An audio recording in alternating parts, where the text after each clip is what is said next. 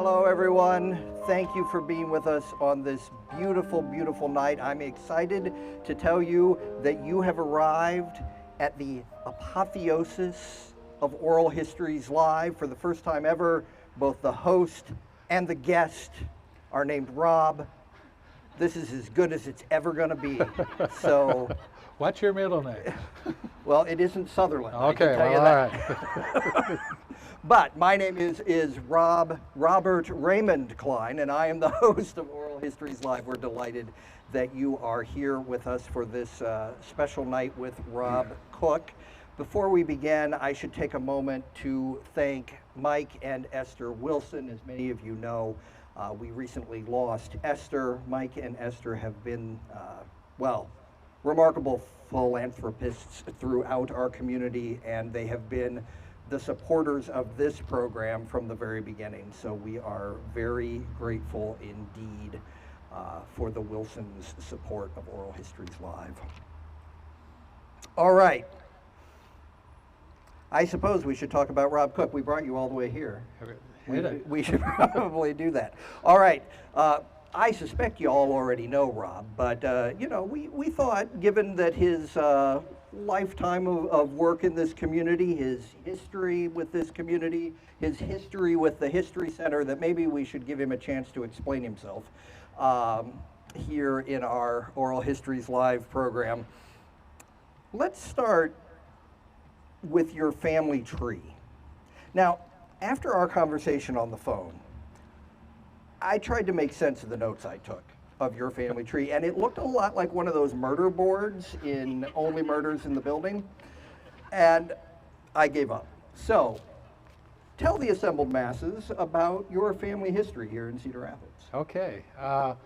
The first cook that came to Cedar Rapids was Thomas Z, and I don't know what the Z's for, J.S. Cook's younger brother, and he talked Joseph Sutherland Cook to come to Cedar Rapids. So when Joseph came, he was not married, but he had a fiancée, and her name was Alexis Sutherland. And Sutherland plays a big part, his mother was Alexis Sutherland, and so he married into that Sutherland group. So his first son was Robert Sutherland Cook, but he had 4 sisters, and he was the oops baby. So the other famous Sutherland that you might remember is Sutherland Cook Dowes. And Sutherland Cook Dowes Sr. was born just 7 years after my grandfather. So my grandfather's nephew was Sutherland Dowes Sr.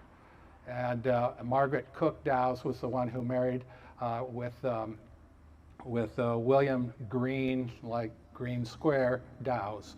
So that's where the Sutherland comes in. Our family has been ripe with them. My dad's was named Robert Sutherland Cook Jr. Went by Sutherland all his life except for in the Army. And the drill sergeant says, I don't give a damn what your mother calls you. In the Army, you're Robert S. Cook Jr. So, you know, that's the only time he ever really responded to that. And he had 2 sisters that had children. He had actually 3 sisters, but 2 of them had children. The first one was Valessa Cook, and married a gentleman from Montana called Gerald Yetter. And this was in the early 30s. I think he's 90, well, late 30s. He's 92 now. I'm 72, and I'm the youngest, you know, of the male cousins. And so she died in childbirth, and so his father said, I can't take care of him in the rugged areas of Montana. And so he came back and ended up living with my Aunt Eleanor Cook Thomas and Dory Elwood, my dad's other sister. And Dory actually had 3 kids. John, the oldest was Scott, and no name, no middle name, the only Elwood that doesn't have a middle name. Second son was Sutherland Cook Elwood. The third son was John Hamilton Elwood, and Hamilton will come in a little bit. So then My dad, I'm the only son, and I was named Robert Sutherland Cook III. I have 2 daughters and a son, so we were going to name my son James Sutherland and call him Jamie. But a good friend of ours had a stillborn baby about a month before we had Rob, and we were going to call him James Sutherland and call him Jamie, and they had named their stillborn baby Jamie, so we just didn't do it. So now we have a 4th, Robert Sutherland Cook IV, and it's sort of fun in an airport when you got to put all your official name on there. So he was at the airport, and they said, Robert Cookiv, and he's going, what's that? And he finally figures, oh, that's me. So and he has a son, and he decided he'd keep the Sutherland, but his first name's Avery.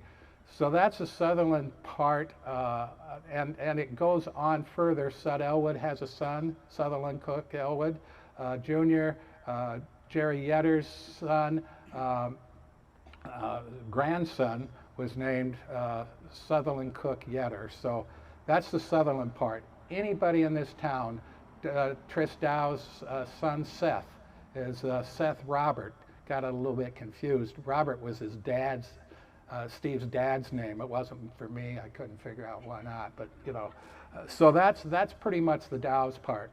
The other part of the family that most people know if they've been in town long is the Hamilton side of the family.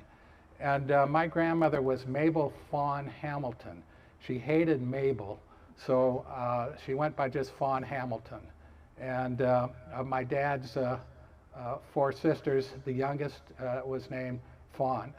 And so Fawn carried on with a Fawny, and then her son carried on, so that'd be my grandniece, I guess, as a Fawn. And so Fawn is sort of the Hamilton side of the family, and that's why John Hamilton Elwood was a big deal to the Hamilton side. And my grandmother's brother lived where Barney O'Donnell's family lived up on Linden, and that backed up to Bill and Dory Elwood's house. So there was a lot of back and forth with young Johnny, we called him Johnny Ham, and the Elwood boys, and it was a lot of fun growing up with those families because we traded off Christmases and New Year and Thanksgiving parties and stuff at the 2 big houses, and we had a good time. The other family you might have heard about that not that many people know is the Douglas family, which is Bruce You're right. Moore. Very obscure. Yeah, it's sort of a weird name. Not many people. But my grandfather, great-grandfather, J.S. Cook, married Alexis Hazeltine, there it is, and her daughter, Irene, married George B. Douglas. So that makes, again, there's always this generation gap because all the Cook boys seem to be born late. And so, again, my Sud Dow Sr. and my dad were first cousins. That meant Henrietta, Peter, and Sud were second cousins of mine. Everybody, but I grew up with their kids. So, so it's a little weird on the families that way. Douglas family the same way. And Irene seemed to be the name that was done. There was Irene Prine and Irene Hall, and there, and so those are the 3 families that I'm closely related to, and they really sort of set the standard of home-owned businesses. Tell us more about that. But first, I just want to point out, there will be a quiz later about the family tree. I imagine that's very similar to how Moses wrote the book of Numbers, I suspect. So make sure that you keep all that in mind for the quiz later on. Yeah. Family businesses. But family businesses, Cedar Rapids has been a city of entrepreneurs. And it started way back when. The Douglas family, obviously, they had 2 booming businesses. They combined with the Stewart family, which is a cousin of theirs, but not through marriage for me, so that wouldn't work. But and they were in Chicago, and so they had a pretty good financial sum in Quaker, and they bought out the other mills, and they formed, I think it was American Oats, and can't remember the other one. Some of you older ones might remember, but they bought out 3 mills and generated it into Quaker Oats.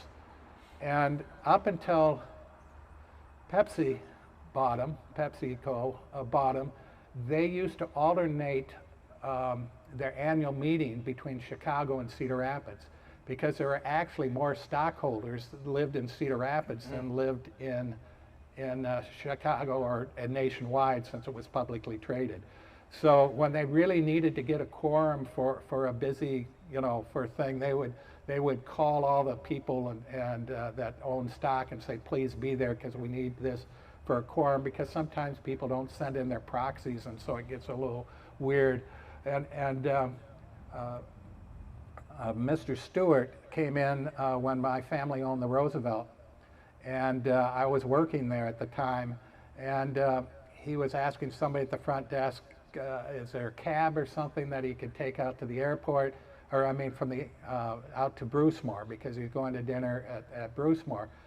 And the guy at the desk said, let me call and see, and they said, well, it'll be 20 minutes for a cab. At that time, you can't even get a cab now unless you put it a day in advance. But so my wife Jane happened to hear that, says, well, I can take you to Brucemore.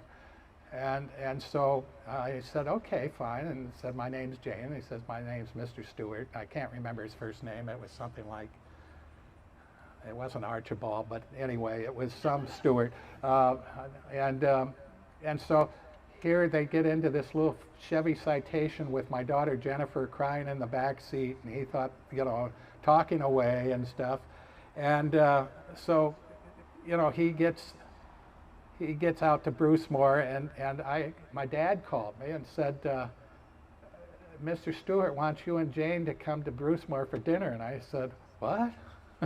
I knew nothing about it. So I told Jane, he says, who's Mr. Stewart? And I said, well, from what I gathered, it's the guy you took out to Brucemore. And she, oh, because she had her baby gear, and Jennifer was crying, and the car was dirty, and she said, oh, I'm so embarrassed. But he went and talked to her for a while, and they became friends, and they communicated for a long time until he died. So that's sort of an example. But if we go at the Douglas family again, outside of Quaker, the two brothers, George Douglas's dad actually started Quaker Oats. So it's George B. that built this house, and his brother Walter combined forces, and they started what is now Ingredion, Pennington Ford, and Douglas Starch Works, and it was very successful. It was one of the largest starch works in the world. It was the largest west of the Mississippi, and the explosion sort of took the wind out of their sails, and it killed, let's see, 43, 23, what is the number? 43, 44, somewhere there's, and in Linwood Cemetery, if you ever take one of our walking tours, there is a plaque dedicated to the people who lost their lives in the explosion of the Douglas Starch Works. And Walter decided, I don't want to be associated with that anymore, so he had his brother buy him out, and that's when Penford Products first came in and bought them both out. He took his money, and this would have been about early 20s. He went up to, well, maybe it was earlier than that. I get the dates a little screwed up.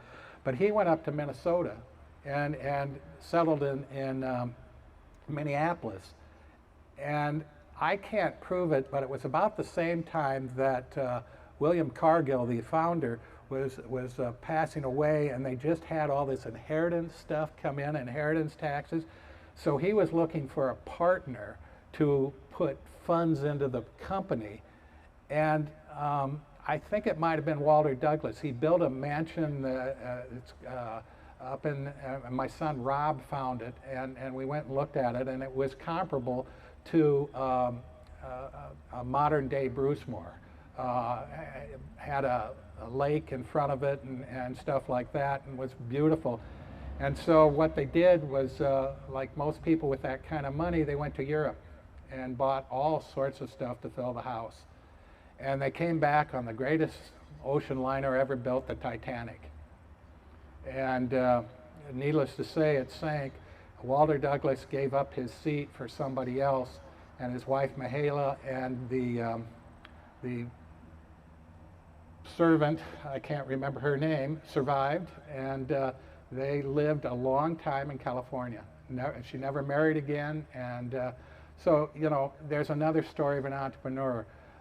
My great-grandfather, J.S. Cook, started a dry goods company and a grocery store, and then turned it into wholesale grocery store and wholesale dry goods. And eventually Weaver Whitwer sort of bought him out in the grocery store, and heirs of my family bought out, and we concentrated on dry goods. And dry goods are underwear and sheets and towels and linens, and we supplied Armstrong's and Killian's and all the stores, Black up in Waterloo and all of eastern Iowa, parts of Missouri, Illinois, and Wisconsin. And we did that for a long time. And when I was in school, and I was sort of, you know, just trying to figure out what I wanted to do, and I figured I like teaching, and I like swimming, and I like history, so I thought that I could be a swim coach, history teacher, and stuff. And that worked out for a while, but they pink slipped me because the enrollment dropped so much. I was part of the biggest bubble ever coming through. Washington at that time, my class was 800 students before they cut us down and Kennedy was built, and I still graduated 650. So, and this was a 3-year high school, and those of you who might remember the portable housing, schoolrooms and the front lawn, it was really bad in the winter, you know, they muddy and stuff. But so what happened was a good friend of mine, Tom Proctor, whose dad was manager and president of National Oats at the time, called me, and he was doing a paper for his master's degree in business, and he said, you need to come down to this little place in Bentonville, Arkansas. He says, I think they're going to hurt your business. And so I said, well, okay. And so I went down, and I was working at the Roosevelt for my dad at the time, and he said, yeah, why don't you go down and see? And you know, what I saw, I went back and said, Dad, you got to go down and see this. I said, I don't think we can compete, but maybe we could sell them our warehouses and stuff, because it sounds like they're going to need something. And they were interested until they found out our warehouses were only 15 to 20,000 square feet. And they said, we need hundreds of thousands of square feet. If you see the one down in Mount Pleasant, you know, and so we saw the writing on the wall. And we spent 2 years talking to all of our clients and all of our customers. And that was partly what I did after we sold the Roosevelt because of a strike. We had agreed on everything that we needed to agree on except for job descriptions. I had a guy who would just vacuum the halls, but if I needed him to vacuum the grand hall or you know, because a convention was coming in, he says, no, that's not my job. And so unfortunately, we didn't plead poverty, but we did say, you know, if we can't agree on this, we'll sell the hotel. They didn't believe it, we sold the hotel. As it turned out, it was one of the better things we ever did, because about the same time, John Hamilton III, John Taylor Hamilton actually would be the second, he decided he would sell his stock. And Hamilton family was one of the largest stockholders in the bank at Merchants. And luckily, my grandmother was a Hamilton, so we did pretty well too. And so we had this excess money when John was selling stock, and my dad pulled us, and we all said, yeah, let's do it. And so we increased our share in Merchants Bank substantially, and that's really what allowed me to do some things that you know, I end up, I'll tell you quickly later. So those are two examples, or three examples, four examples. If we talk about the Cherry family who grew up right next to me, and they had Cherry Burrell and Howard the second was the third generation, Cherry Burrell, and his kids said, we don't want it. We'd rather have the money. And so they did, but Howard Cherry was really pretty smart, and he created a closed corporation, and he bought up some little companies. One of them is still going. The Novetzke family owns that in Mount Vernon. It's U.S. nameplate, or I think it's U.S. nameplate now. And then Hanseloid knife sharpening, our knife company, and that all they do is they make equipment for sliced bread, and they still have that one. They didn't let go of it. And Howard III is running that, and his son is running that. So there's one that's still kept up, but they left Cedar Rapids. Probably the greatest, if you look at Cedar Rapids, what it is now, is Art Collins. You know, what he did when I grew up, first started, Cedar Rapids was maybe 75, 80,000 when I started realizing, you know, what Cedar Rapids was about. And of that number, Collins had at one time almost 20,000 people in this area working for him. And had he stayed in communications, I think it would still be a locally owned business. But he got that fever of computers. And so he started into the computer thing, which he didn't know as well as communications. And I can remember my dad took me out to see their first computer. It was a big deal. It was the size of a gymnasium, with one big machine with these spinning things and going around and around. And I'm looking at it and say, well, what does it do? And they said, well, ask it a question. And I can't remember. I think my dad asked a question about how far away is Saturn or something. And they said, well, let's make it a little tougher than that. So it spun for maybe 10 seconds, and then it threw out a card. And I said, I can't read this. It was a punch card. Then you got to get a reader to do that and stuff. So I thought, gee, you know, those things will never catch on. Those things will never catch on. and so he kept working on it, and finally that cost him enough money that he had to sell. Okay, deep breath. There were a lot of threads there. I'm going to try to pull on a couple of them. When were you at Washington High School in the largest class I've ever heard of? It was in 1968, and Kennedy was built in 67, started in 67, the first graduation class was 68.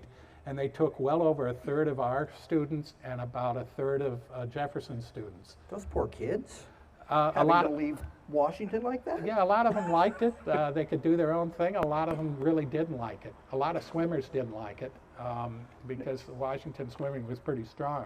Now, we got to talk about swimming in a minute, but before we do, I want another thread.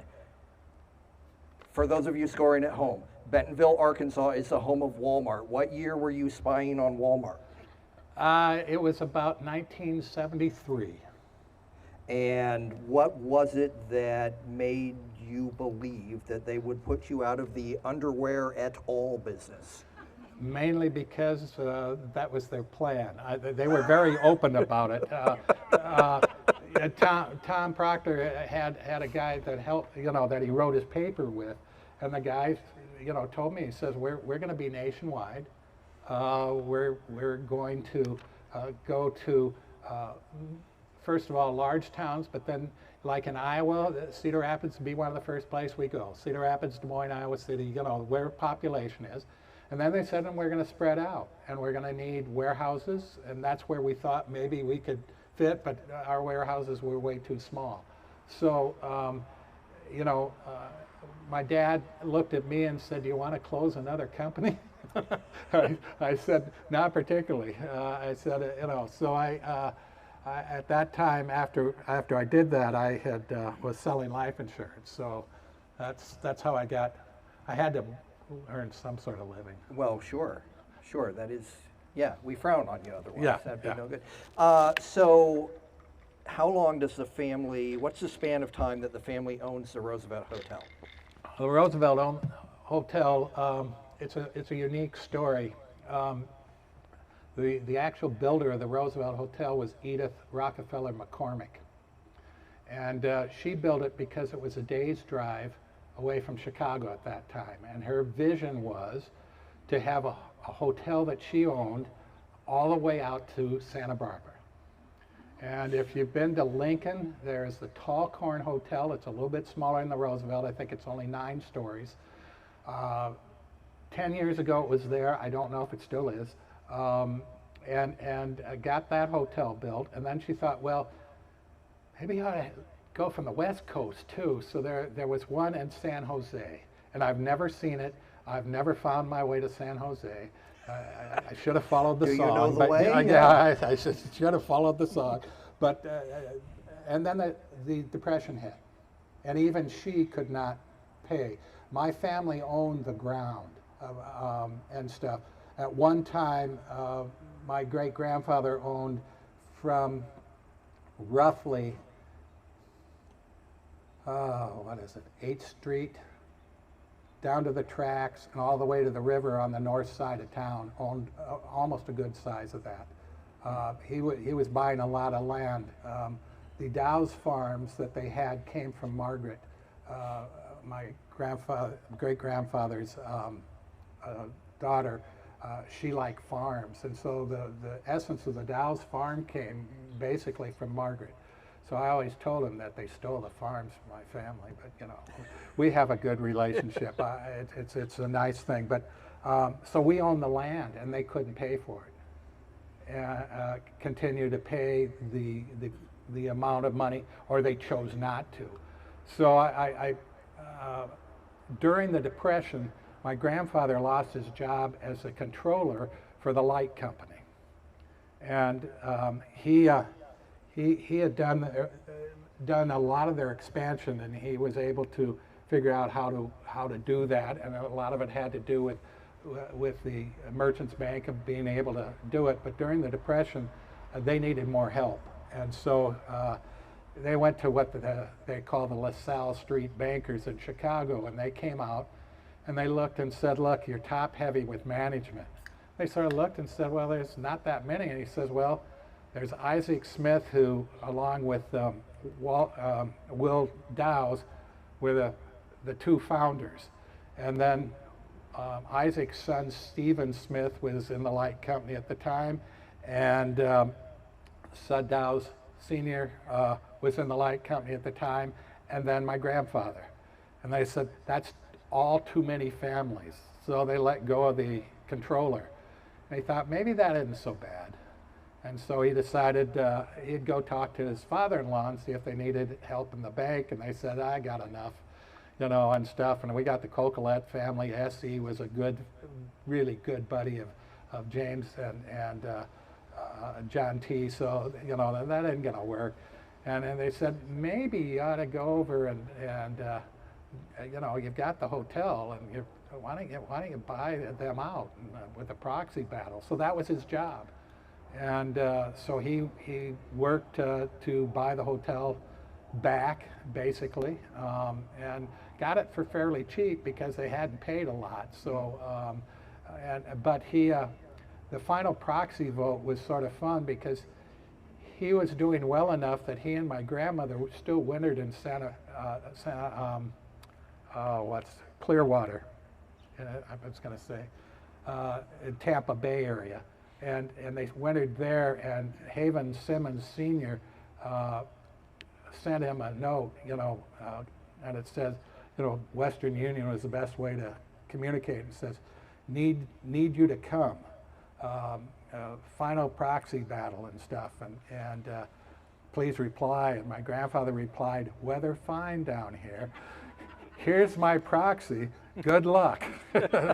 And so he wasn't too worried, as it turned out. So, but he kept his, he was smart. He knew he didn't want to run a hotel. He hired a guy named Mike Kennedy, who was there almost until Mike died. He was there when I was there. He helped me learn the ropes and that. I'm glad I did some business degree and stuff like that, so it was helpful. But you know, he lived sort of a charmed life. And when my dad took over the Roosevelt, the same thing. He did the long range planning, and he just loved to do that. But mostly he worked with people who had problems with alcohol. That was his thing. So, you know, when I came, I said, well, it wasn't what I wanted to do. I'd rather teach. But I found out that when I was in the insurance business, I was teaching.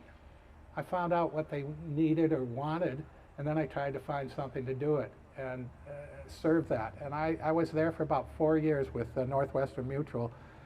And I went to their career school, and they offered me a general agency, and it was not in Iowa, and it was nowhere near Cedar Rapids. And I said, I don't want to do that. And so I didn't. And shortly after that, a good friend of mine came and said, I have a company that the owner needs some life insurance for a key man. And I said, well, let me take a look. And it happened to be John Negro at Nelson Electric. And I told John, you know, I don't think I can get this for you because Nelson Electric is basically bankrupt. And they won't do a key man on a company that doesn't have the assets. You really don't have any assets. Your creditors are carrying you, which was mostly the supply houses. And so I looked at some people I thought might want to do it, and finally they came and said, would you do it? And I said, only if I can get the creditors to, you know, at that time charging 21%, you know, and you know, late 70s, early 80s, and I said, only if I can get them to take 25 cents on the dollar. And they did. And so I was with Nelson Electric for about 7, 8 years. So John eventually bought me out, and that's then I had sort of a dark period in my life because I had quite a bit of money, more than I needed, and I wasted a lot of it. And it was because of drinking, and so I went and got help, and it allowed me to do that. My wife Jane at the time was brilliant. She said, let me handle the money. And I said, okay. And we gave half of the money to the kids in a trust, and the other half, when Jane and I, my name on it, but I wasn't a trustee, so I couldn't do anything. And it was that way until the day almost the day she died. And then she told me where things were and what was going on, and she did a magnificent job of gaining back a lot of the money that I had foolishly spent away. And that sort of led me to where I am now. I got to teach. So, when we had our phone conversation the other day, he told me that there were 4 big topics he wanted to talk about during this hour. We have so far spoken about one of them. So I'm going to try to combine 2 of them. Okay, tell me. Let's talk about swimming and how it inspired you in terms of teaching. I'm going to brag on you just a little bit. He may have graduated 650th in his class, which I doubt, but he never lost a race while swimming for the Washington Warriors swimming team. Not one time. Yeah, it's pretty impressive, right? So let's talk about swimming and why it's important to you and who's important to you in that world. Right. I found out my sisters didn't necessarily like the water, and I had 3 older sisters. We belonged to the Cedar Rapids Country Club, and in the summer, Mom would take us out, and the girls would just sort of, you know, dip their toes in and stuff, and I'd splash them and stuff, and they'd come after me, and I'd go to where I didn't know I wasn't able to go. You know, I got out to where I couldn't touch, didn't bother me because I don't know why. And the girls were all worried. My mom's going, lifeguard, lifeguard, you know, and because I was out in the deep end at about 3 and 4 years old. And so they had a wonderful manager at the time who was a guy named Dave Armbruster, who was the Iowa swim coach. And so we got a lot of really good university swimmers and stuff. And Dave Armbruster has a significant history in swimming. He actually developed the butterfly. And so this was in the early 50s, and he developed the butterfly. And 3-team relays, now it's all 4-team relays, you know, and stuff, because there are 4 basic strokes. And so I got really good coaching and really good work, and I liked it so much that I asked, can I go swim at the Y? Because some of the older boys were swimming at the Y, and they said, I don't know if you can get in, because at the time I was 4 years old. And so my dad went down and talked to a gentleman named Jim Gilchrist. And Jim Gilchrist was a guy who was born with 2 club feet, ended up with a football scholarship at Iowa, but couldn't go in the service because he had club feet. And so to give back, he came and he went to the Y and said, what do you need that I can do? And they said, teach swimming, and we've got a swim team we want to start and stuff. He says, I don't know that much about swimming. And they said, well, just do what you can. And so here I am, a 4-year-old, and the youngest age group was 10 and under. So, but I didn't mind. I just swam, and if you remember the old Y pool, it had no filter system. They let the water out in the morning and put new water in the, you know, and stuff. Put water in the morning and let it out in the evening. And it was 20 yards wide and maybe 15 yards across, so it was pretty crowded. And he had close to 70 kids. And so they allowed me to do that. And so I started swimming at 4. My good friend, who is still my best friend, Jamie Halpin, was 6. So Jamie and I have swam together all of our lives. And you know, this Jim Gilchrist did it for free. It was volunteer. And he did the AAU programs in the summer from roughly 1946-47 to about 74. And 73 and 74, I coached with him in the summer program. And I still don't know if he knew that much about swimming, but he certainly knew how to make kids feel good about themselves. And so when I got into swimming, I never felt bad about myself. I was a little kid. When Jane and I started dating, she was 5'5", and I was the same height. And this is in 10th grade. And there's a picture in the paper.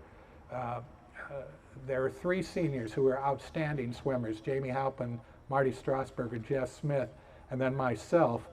We set a national record in the 400 free relay. It lasted all of 3 weeks, but it was still a national record. And here I am at roughly 5'5" or something, and these guys are all 6'1" and 6'2", and I'm going like this. I could hardly reach their shoulders. And so, you know, even being small, I was competitive, and I just did everything I could not to get beat, which included swimming like crazy. I mean, I did things that I never thought I'd do, but I did it because I liked it and I felt good about it. And that Jim Gilchrist, I credit him for my teaching style.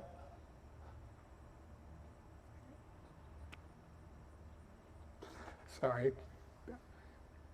This is where the host fills in for just a second.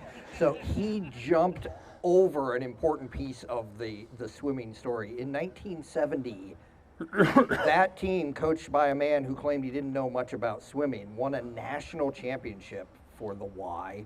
They then, because, you know, you do it once, big That's deal, good. They went back and did it again in 1971. The national champions in the YMCA World of Swimming came from Cedar Rapids. He was on that team. Is that team still meeting every year? That team, yes and no. We didn't meet for a long time, but back to Jim, I would have jumped off the building if he told me to jump off the building. I had such trust in him.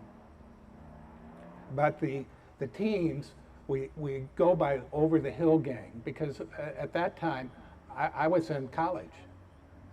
And we had a couple of younger swimmers from high school that came along with us, but we recruited you know, Jamie Halpin and some of our big teams, guys, and they came, you know, and they were from all over the United States.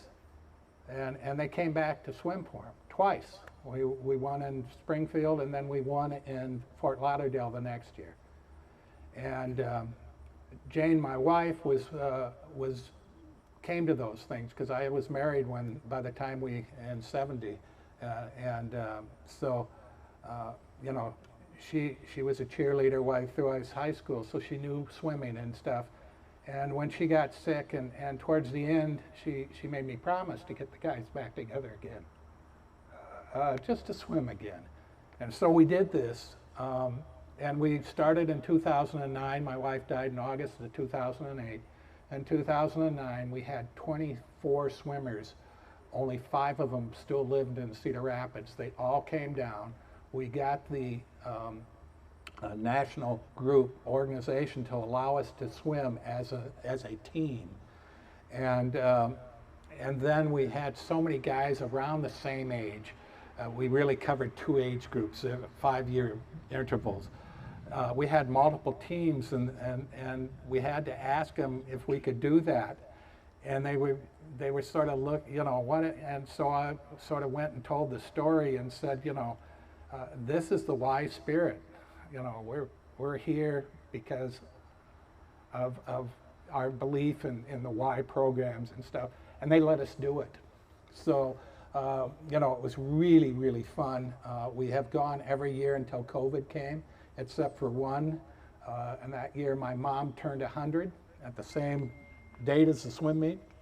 You chose your mom then? Is what you're saying? Not only did I choose my mom, 25 of the swimmers came back that's so from sweet. Seattle to Dartmouth to Houston to New Orleans, you know, all over the United States they came back. Because I think my parents might have missed 5 swim meets in the roughly 27 years I actually competitively swam. So, and that included, my dad came out when I was trying out for the Olympics in Los Angeles. At that time they didn't have a meet like they have now. They just have a bunch of people come, and if you hit the cutoff times, you could come and see. And I did very well, I thought. My claim to fame is I actually beat Mark Spitz. In the freestyle, never beat him in the butterfly, but the freestyle, I beat him a couple times. And I think the worst in the 10 meets I swam, the worst I got in the 100 free was 4th. I swam the 100 fly, and I placed in the top 6 almost every time. In the 100 back, also in the top 6. So I figured if I don't make it as a regular, I can make it as a reserve. And reserves, and a lot of those swim the prelims. And if the final team wins a gold, you get a gold too. So you know, I didn't make it. I was a little kid from Iowa who didn't have that kind of press, but it's probably just as good. I would have missed my senior year in high school, you know, and I'm not sure, you know, and my wife and I were high school sweethearts, and who knows, that length of time apart, maybe we might not have gotten married. So all in all, I enjoyed swimming. I still love it. When I coached, I tried to coach in the same way, that I didn't care about winning as much as I cared about the kids enjoying themselves and having a good time. And we had so many kids and fairly good swimmers that I made a promise. I said, I will try to have everybody on this team win at least one race, whether it's in a relay or individuals and stuff. And we were getting pretty close to the end of the year, and this 9 and 10-year-old kid came up to me and he said, Billy has not won. And he said, you know, we swim this team, and you know, if it's the same group of guys, we can beat him if Billy swims instead of me. We'll get enough lead that he'll be able to do it. And I said, okay. And so they did win. And the kid's father, who chose not to swim, was a little irate with me. And he came and said, whose idea was that? And I said, you really want to know? And he said, yeah. And I said, just a minute. And I called this kid over. I said, tell your dad what you asked me. And he said, I gave my place. And his dad was then coached with me from then on. He said, I want to coach that way. So it was fun. Swimming really made a difference for me because you can have success, and what you do with the success is important. And what I did with the success that I had was try to give it to others.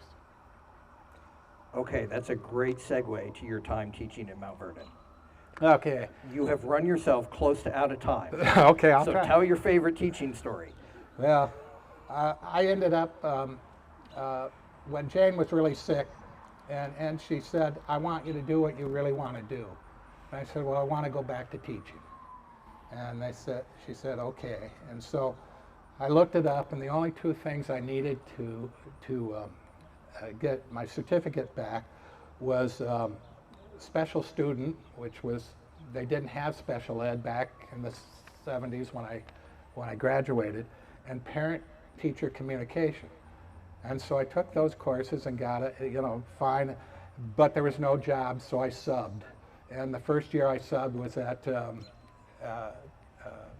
Washington and Taft, or Harding, I mean. And I worked every day I wanted to work. And at Christmas time, a social studies teacher passed away, and I ended up taking the rest of the semester job. And it was the first time I really had worked with special ed kids. And so when they would sprinkle a couple of kids in a class that were pretty, fairly functional, and that was easy for me. But then there was a class where we had 7 special ed kids with a special ed assistant, a teacher, who was qualified in special ed but might not have been qualified in social studies. And so I said, okay, let's sit down. How do I teach these kids? She said, nobody's ever asked me that. I said, I want them to have a chance, so we teamed together. She helped me with lesson plans that would allow me to be able to work with them. And eventually, a lot of these kids ended up, because they had a chance to really do it, because a lot of times they just sit there, and the certified teacher is nothing but an aid, because nobody lets them do the right thing. And so we had a great time. And the students in that class really had fun and really learned. And I got notes from the teachers who noticed that their kids were improving in their class because we gave them some skills that they could use, so it really worked out well. And they told me I wouldn't be hired there because, again, I was filling in for somebody. And so basically, when we were doing the how to place the kids in the next class, I was in that thing. And the 2 other teachers said, you're in the wrong profession. And I said, no, I love teaching. It's great. And they said, no, you ought to be a special ed teacher. You have the ability to understand them, to work with them and make them feel good. And so Sarah Hedges Richardson, my good friend, called me and said, there's a job opening in Mount Vernon. It's part special ed and part at risk. And at that time, they were at risk graduation. If it was high enough, you got more money. And they had 7 kids in a class of 97 that weren't going to graduate. And they're going into their senior year. So I worked with the English, with the reading teacher that was federally funded at that point. And the 2 of us sort of worked out a program, and we got all but one of them graduated, and that one graduated with summer school, so it counted. So 100% of their class graduated. And, I did that for 2 years. And then Tom Matson came and said that we have a request to start a transition program, which is 18 to 21-year-olds, by law, Iowa, you can do a transition program. And I said, okay. And Peggy Wertler's husband, Al, who I knew because before they split up, they chaperoned our choir trip our senior year, and so I knew he was teaching in Louisville at that time, so I went down and looked at his program, and he helped me with that, and so I set up one in Mount Vernon, and it turned out very well. We started in a church, sort of an old house, and it had black mold, so we had to move out of there. And we went to the basement of the Catholic church, and that was really sort of fun. And we actually cooked meals and stuff. But one of my favorite stories, because I know we're getting short, was these kids were all overweight because all they'd eat was hamburgers, pizza, that type of thing. And so one of the things we started the very first time is I said, we're going to take a food journal. And so I would write the things, that they had for lunch, and I would ask them what they had for breakfast, and then they were supposed to tell me what they had for dinner. Well, after the first week, it sounded, the same thing, so I called the parents and I said, is this really what you're doing? And they said, yeah, they won't eat anything else. And I said, well, let's try this.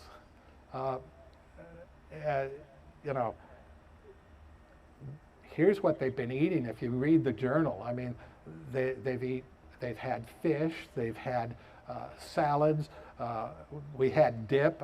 These kids love salsa and stuff, and they're eating like crazy. And so we cut up some tomatoes for lunch in the salad, and they said, we hate tomatoes. And we started laughing. I said, really? And said, yeah. And I said, okay, watch this. So I chopped it all up, put some stuff in it, said, what does that look like? Well, that's our salsa. And I said, yeah, that's tomatoes, and stuff. And we actually would sneak spinach into the mashed potatoes and stuff, and they ate it. Even our superintendent didn't like spinach, so he wouldn't eat it. He'd come down for lunch every once in a while because we were in his building, the old middle school, high school. So we got a room, and I had some friends who were at Amana. They gave us a refrigerator, freezer, stove, a washer and dryer.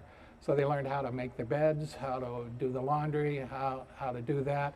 I worked a deal with Cornell. Les Garner was very helpful because he had a son who I had in special ed.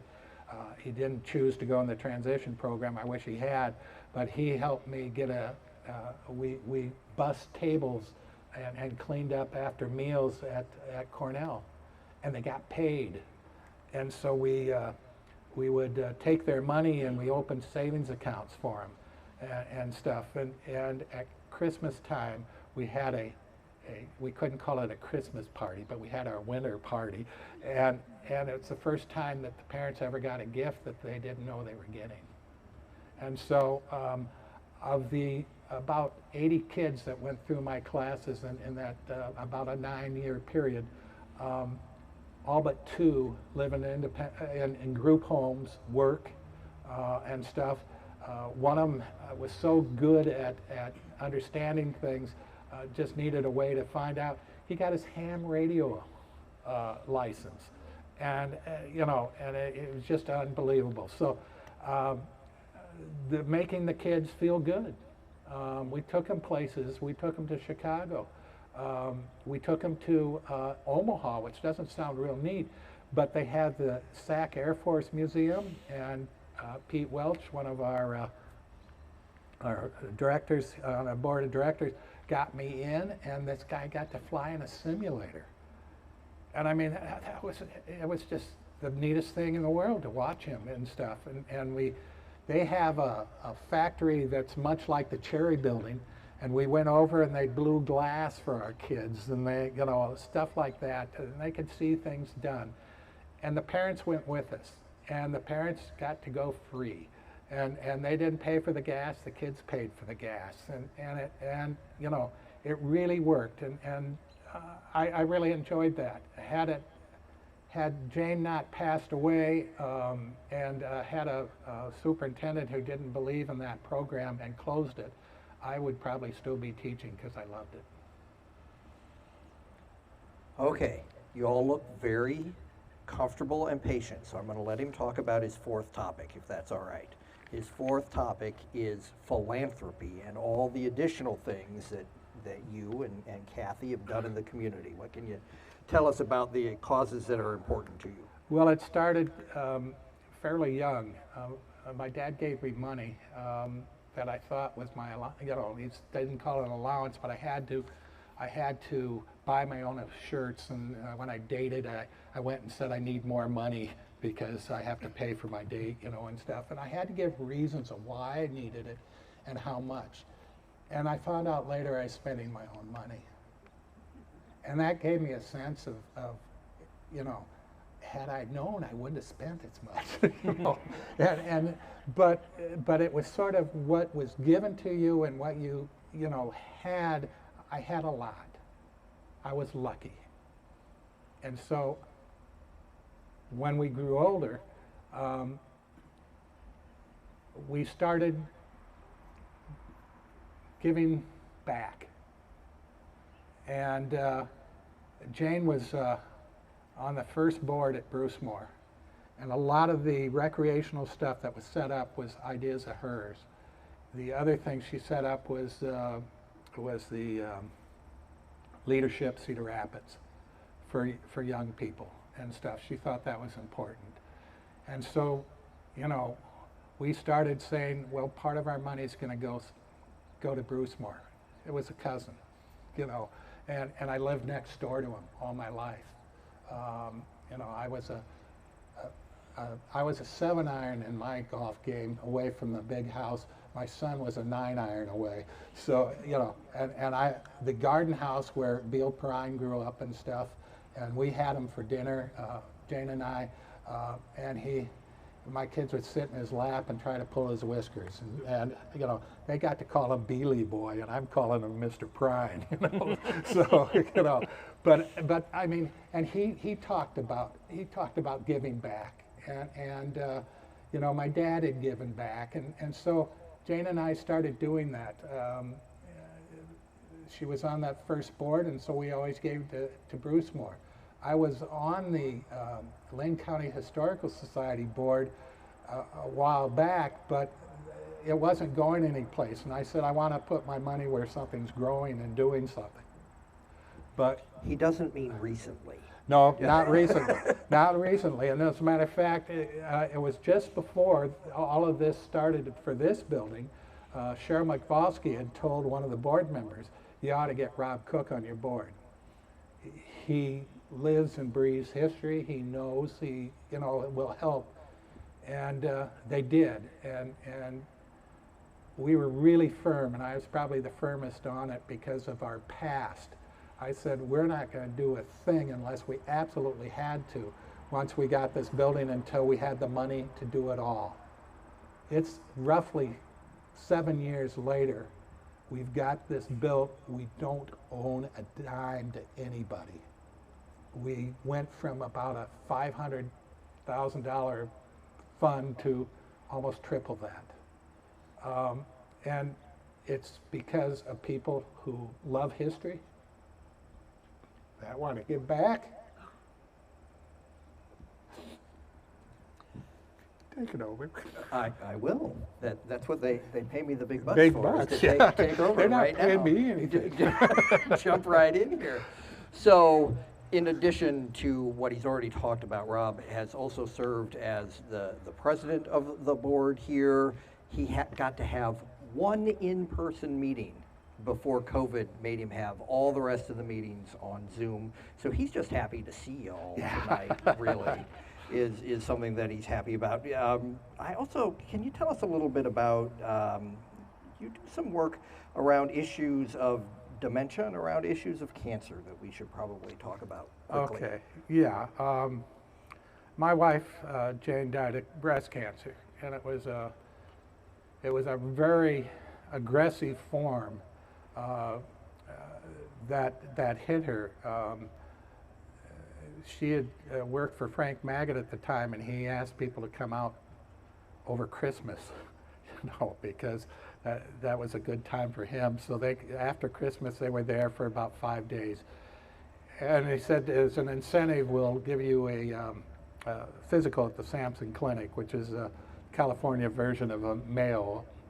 And the day before they left, they called Jane in and said, the doctor was sort of rude to her, from what I could gather, and said, you have stage 4 cancer, and had you had a mammogram, you probably would have caught it. And she looked at him and said, I did have a mammogram in September.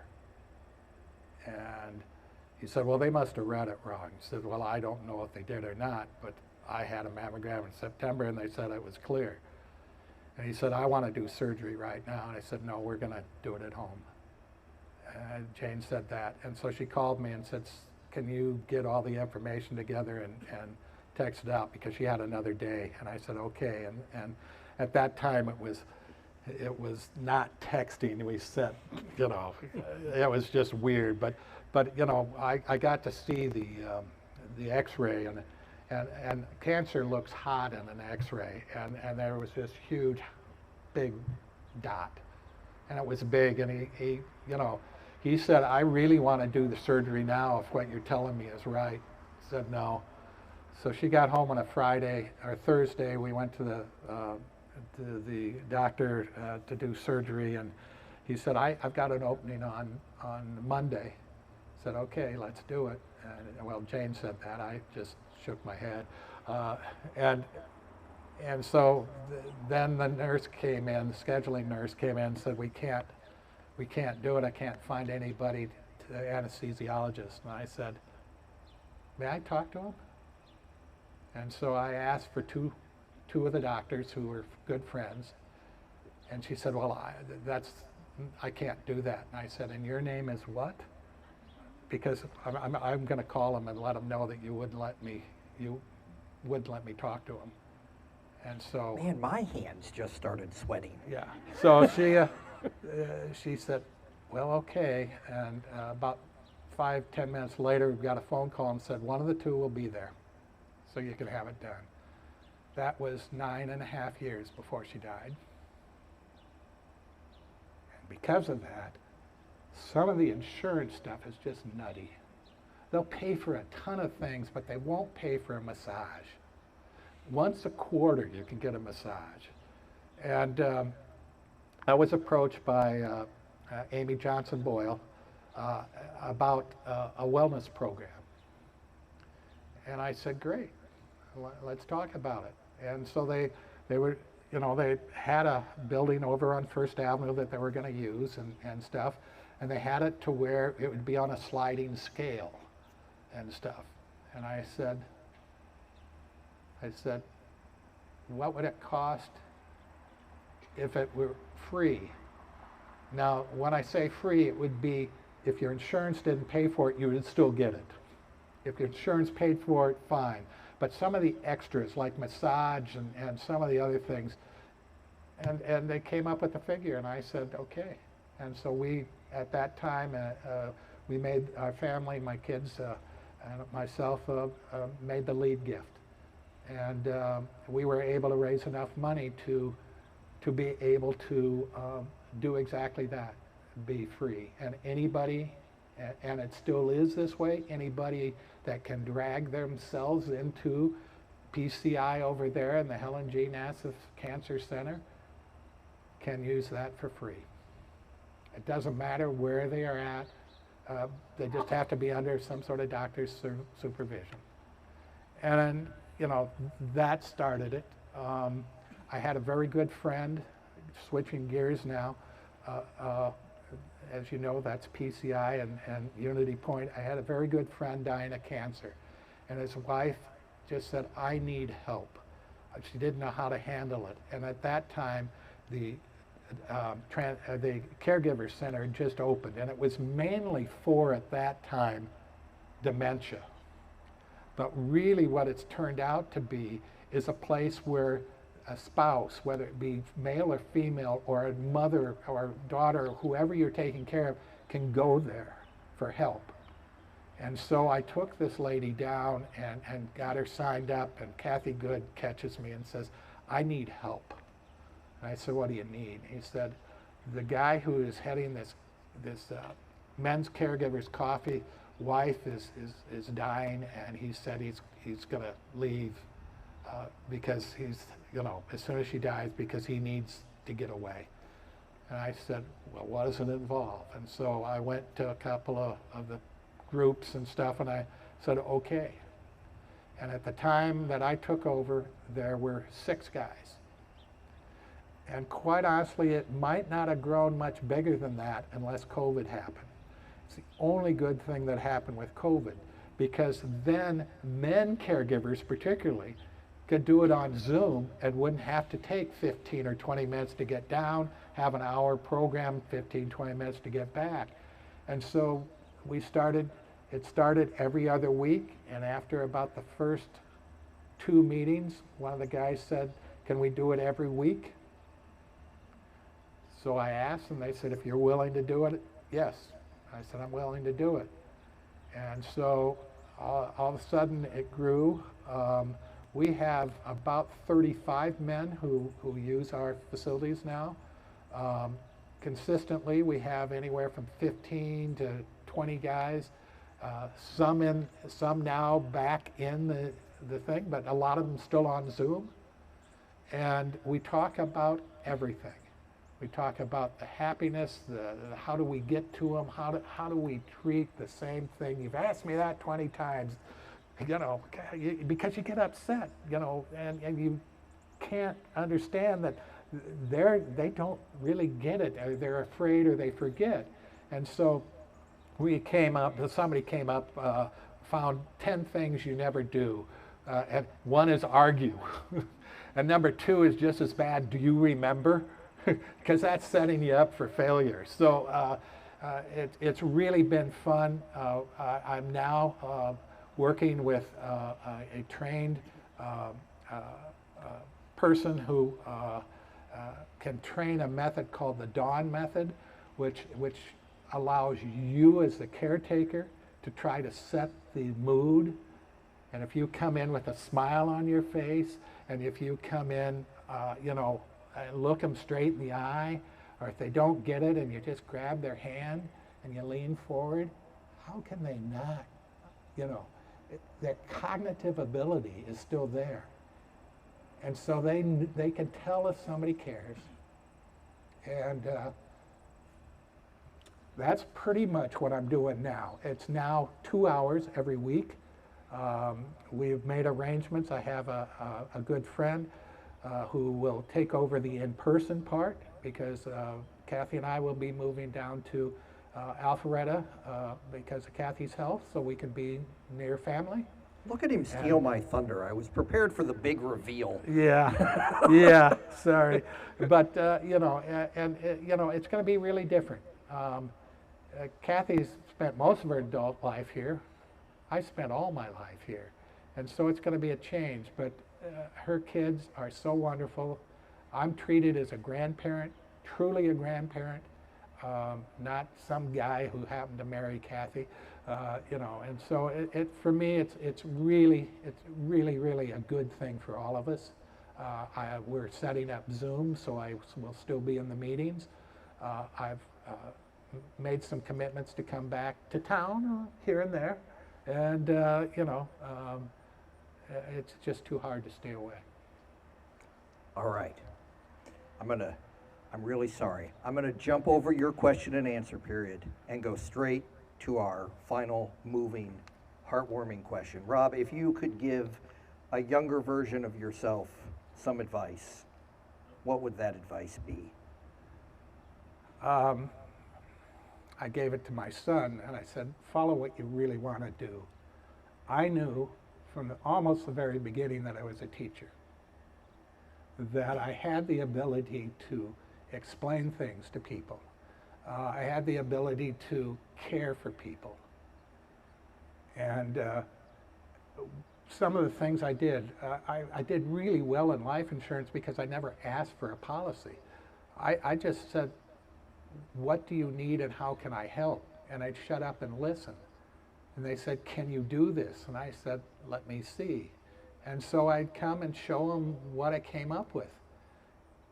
And we never talked about money or anything else because they understood that that did what they wanted.